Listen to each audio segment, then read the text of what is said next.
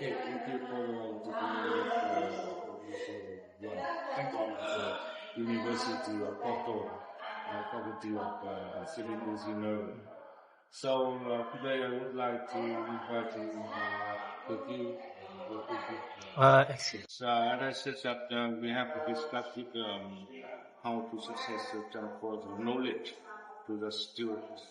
With that, that we are here to join the training to make it how to achieve how to disseminate knowledge to the students, and the student will be success with transfer knowledge on. So today I have some questions. The first is, do you know that in the university students really really focus on the which knowledge is heard in the class or in class? So that the first question, what is the key indicator that show success transfer and learning to the student in the class? A key indicator for the success of teaching in terms of sustainability. In terms of sustainability, it's a very difficult question because it's very multidisciplinary. Okay, and so in Porto, I'm not involved directly in teaching sustainability classes, but I am a director of a master in sustainable construction, and so I do not have useful indicators of the performance in class, but I do have experience and practical experience from first the perception of the students and their interests in this sustainability field. And I gather that from normal contact in class, but also from the interest that they have in these kind of masters. So when I talk about this master, the Master in Sustainable Construction, it's interesting to see for that particular master we have more than 1,000 candidates a year. And I feel like one main reason is the topics. So the younger generation feels very strongly about the topic of sustainability. Yeah. And so although they have the social part, the political part of sustainability, I think they already feel strongly about that. They're already convinced about the merits of the topic, but they require technical skills, at least as engineers, which is where I come in. As engineers, they need a lot of technical skills to let them perform their goals as sustainability professionals. So I cannot say I have KPIs, but I have a feeling of their interest in the topic. So there are several topics that we address. Some of them are closely related to construction, but a lot of the sustainability technical topics nowadays are related to digitalization. Yeah. And so that pollination of these fields of digital technologies and green transition, those are two very closely connected and very interdependent topics. Yeah. So, as your professor in the university and experience with working with the students, nowadays we have AI technology, AI platform and some digital tool to help the people more working easier and lighter and so convenient than before, but somehow they have limitations. So how can the digital tool or AI, according to your experience, impact to your lectures and impact to your dissemination of knowledge to the student, transfer knowledge to the student, and how to track and enhance the transfer to the student training outcome, student study outcome, and to the student learning? That's a very, very good question, because it's one of those, so students will use AI for their work regardless of what we do as professors. So when we are educators, either we will try to work in the same environment as they will be working, where AI is present, we know it's present, or we can pretend that it doesn't exist and continue to do the same thing as we used to. I think option 2 is impossible to consider nowadays, because what students will do with our material, they will use it often, and I think that's very legitimate, to summarize, to highlight the main points, etc. So when you and I were studying, that would be very hard work. If you want to find the most important things in your professors' topics, in their class material, it would take you a very long time. Nowadays, they'll throw it into one of these large language models, and they will get a summary very, very quickly. So that is a good thing. It will help them concentrate or summarize their content.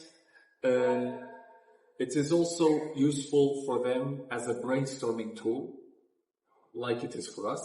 If we want to address a new topic, bringing that up. So it's almost like a collaborative work with the technology. The problem, of course, is when you're talking about generative AI to develop the work itself. And there we have huge issues, especially when we're talking about long reports, theses, and so on. Because nowadays, it's very easy to produce material that is well written, and so it's passable always, the report, but then the value of that material is often very limited, because AI is very good at summarizing, again, it's very good at focusing on the main points. It does not help us that much if we want to rely on it completely to generate new thoughts. So as a collaborative tool, fine, everything else, difficult. Use it, and I try to use it for productive. And one question is related with our project. Of course, AI, and of course, it's really hot topic right now. So all the projects regarding on the future green leaders, from the CUAS project. So, after your experience and a lot of experience in the teaching and working with the students, so that do you think that what innovative approach could be developed within your work or still university and do for TUN projects to improve learning retention and application among the students? Among the students, there have been a lot of topics that have been brought up during this week and throughout the project. And a lot of the topics that have been interesting to me have been the multidisciplinary ones. I think as a professor, I'm usually very focused in my own field of interest. Of course, I follow the closely related fields as well. But these international projects help us gain a better view, a bigger picture. So for me, it's super important. It's been very, very useful to get input from our colleagues, in particular those from Asia. The way people in Malaysia, Indonesia, Vietnam work, they are very different from the approaches that I'm used to in Europe. Especially on the training side.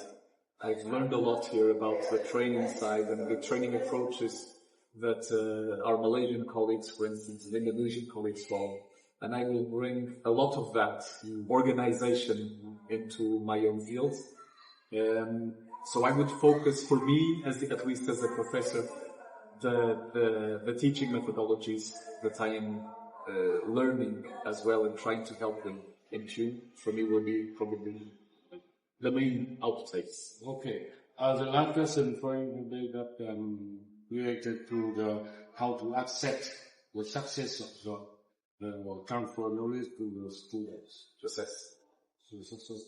And as your professor and lecturer on the university, could you share to us some evaluation and acceptance of success of student learning by learning and based on the transfer of knowledge and teaching them on? Okay, so how do you? So the question is about assessment. How do I? How assessment is related to your success in transfer knowledge to the students. Yeah, our assessment in that. Often, the basic way in which which is still probably one of the best, is to assess the before and after, right? We use a lot of digital tools for that. We use a lot of quizzes. And many of those nowadays, they are enabled by the learning technologies that we have available. We've talked about some of them this week, but there are many, many available. And so at least back home, what I try to do often is conduct an early stage assessment where I check what the students know and how they feel about the topic. And then later on, we do follow-up questionnaires about the same topics. And of course, that would be measure the difference and the impact of the learning activities. So I would say it's a very traditional answer, I'm sorry for that, but it's before and after assessment that I try. Is there any system to assess it? I've tried to wrap things up nowadays, and because that's something I mentioned over here, I also, it's not just the students that rely on AI, we do the same thing, and so AI makes it very easy to generate questions that are very closely related to our own class material, and that are fair in the sense that they cover the same things that you are supposed to say in class. Yeah. As teachers, sometimes we make a mistake of asking people about things that we did not cover. No. And AI sometimes keeps us disciplined. So it helps us ask questions about things that we actually said. And if the questions that AI produces are not good, it might be because our materials. Thank you, that. And the last suggestion that we have some word for us for closing this interview today related with program. I have. Yeah, I have. So, two project for activity, a very important project. The fact that we are able to work with our Asian colleagues wasn't uncommon for me so far. And so my take back is, if we work together as a large international community, we are able to develop results that we would not be able to. Conclusion, but this is something that I really feel strongly about. Thank you very much, Mr. Lam, and very interesting thing you sharing today for us. And thank you very much. Thank you, Dr. Bean.